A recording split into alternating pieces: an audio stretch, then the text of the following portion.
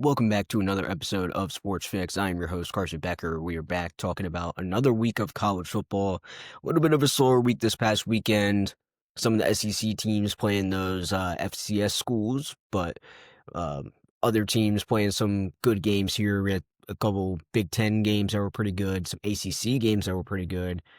Some other SEC schools did play some other SEC schools, so we'll talk about all the best games of this past weekend. First, we do have the new playoff rankings coming out tonight, so watch out for that. See if there are any big changes. Probably won't be for the most part, with really none of the top teams losing this past weekend, so shouldn't see too many changes, but we got Oregon finally got their ranked win against USC this weekend, so good for them. They finally got a ranked Pitt beat up on Georgia Tech pretty badly this past weekend, so a couple of maybe small changes there, maybe not necessarily in the playoff pool there, but teams just out of the playoff getting closer to being in a playoff spot possibly here, so we'll see kind of what happens with that tonight. We'll see if there's any big changes. Probably won't be for the most part, but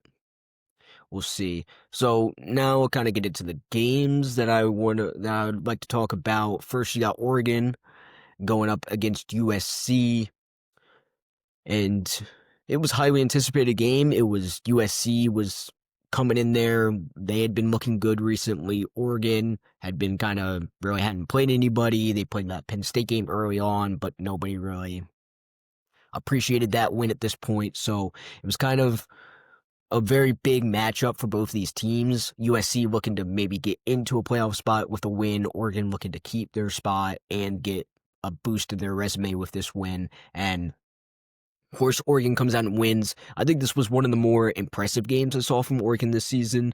They looked a lot better. Their offense looked very good. It looked like the kind of high-powered offense we're used to seeing at Oregon. USC also played a pretty good game, just couldn't go out and get the win. It was on the road. It was in Eugene, so tough place to play for USC. So USC probably completely out of the playoff at this point. They were 15th.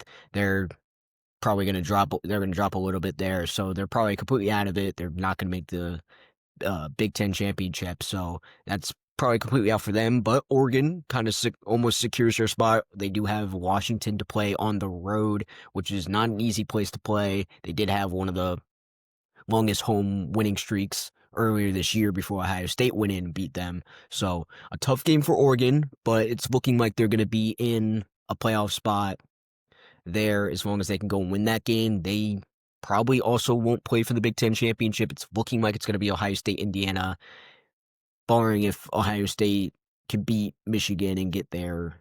And Indiana, it looks like Indiana is going to get there no matter what. So we'll see with that. But that was a pretty good game from this past weekend. They looked really good. So good for Oregon finally boosting their resume. Next game, Missouri versus Oklahoma.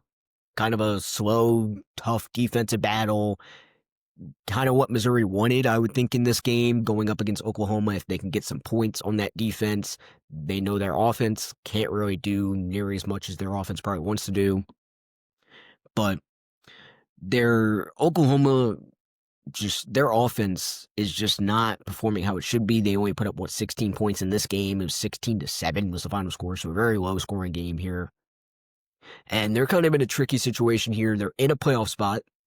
They had the big win against Missouri now. They have the big win against Alabama in Tuscaloosa. So they're in a playoff spot at the moment. They have one more game going on for the rest to end their season. So they still have to beat one more team to keep that playoff spot. But they're in a very tricky situation here where their offense just isn't performing very well. Most of the time, they beat Alabama only scoring 23 points. They beat this Missouri team scoring 16 points. So their defense is playing very well. It's not giving up a lot of points. But their offense is not putting up a lot of points either. It's kind of like that LSU situation where their defense is really good, but their offense just can't keep up. And it kind of showed how LSU's struggled this year. And I think that's kind of happening with Oklahoma, but their offense is doing enough. But is it going to be enough when they get to the playoffs, when they start playing all these playoff teams, these really good defensive and offensive teams in the playoffs? Can they keep up, and can they go and win those games. I mean, can their defense not allow more than 25 points and get their offense to about 25 and win these games in the playoffs? I don't think so. I think these offenses are really good. Now, they have a very good defense. I'm not taking anything away from their defense, but I think if they want to get deep into a playoff spot, they need to put up more points on offense. Because I just don't know if it's going to be enough against some of these playoff teams. It was enough against Alabama, but Alabama also had 3 turnovers and played possibly their worst game since that Florida State game. So, will they get far enough into the playoffs with this kind of play? I don't know. Defense does win championships, but it will be interesting to see how Oklahoma does the rest of the season. So I'm very interested to see that. We had another game where we have Utah, who was sitting just out of a playoff spot, and they got into a very high scoring game with Kansas State. Final score ended up being 51-47, so basically no defense played in this game. Utah looking to get into a playoff spot. They're sitting just out. They're in the 12th spot in the college football playoffs, so they're just out with the possibility of getting in if they can win out.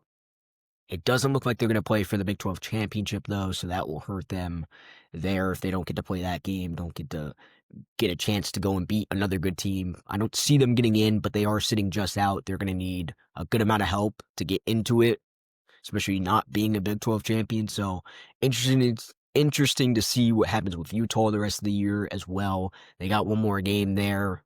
They're going to need to win that game, and maybe if they somehow get some help, get into the Big 12 championship, they could get a rematch with that Texas Tech team. So we'll see kind of what happens there. Another game, Pitt versus Georgia Tech, very highly anticipated game as well. Big ACC implications in this game.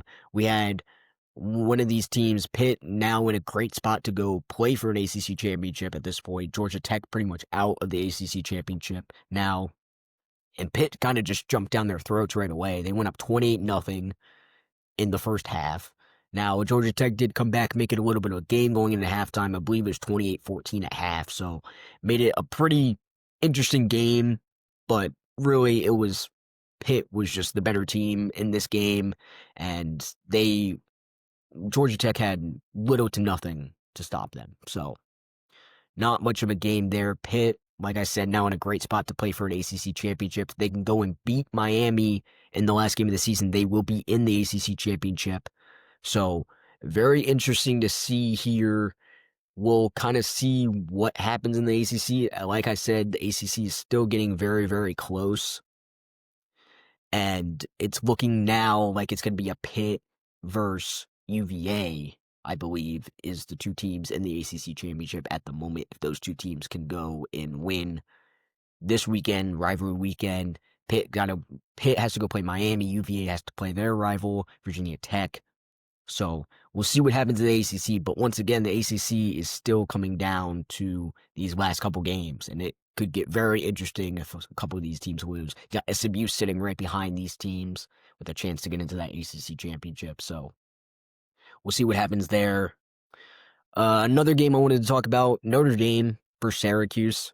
I mean, just an insane start to this game. Notre Dame scores 21 points without their offense touching the field as they blow out Syracuse like they're just nothing. I mean, Syracuse is not a good football team this year, but scoring 21 points without your offense touching the field is pretty insane. So that's pretty insane.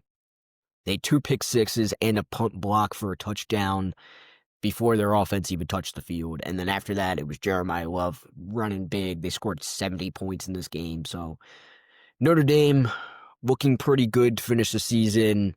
Obviously not in the conference. They're not going to play a conference championship game. And they're going to be in a playoff spot. So we'll see what happens with Notre Dame. I do like Notre Dame. CJ Carr is pretty good. Jeremiah Love, the best running back in the country, without a doubt in my mind at this point. He's a beast. So not an easy team to go and beat there in the playoffs. It's going to be a tough playoff team to beat. So we'll see what happens there.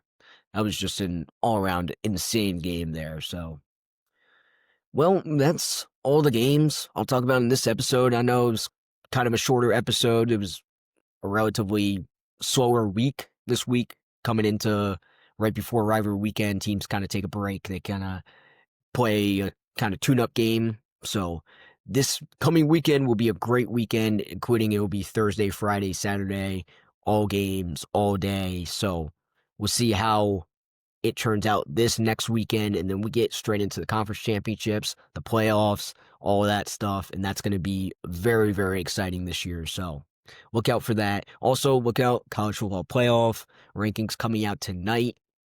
So watch what happens there. Probably won't be too many changes, but could be a couple big changes there if they like something that happened. So maybe Oregon jumps up or something, make it a little interesting.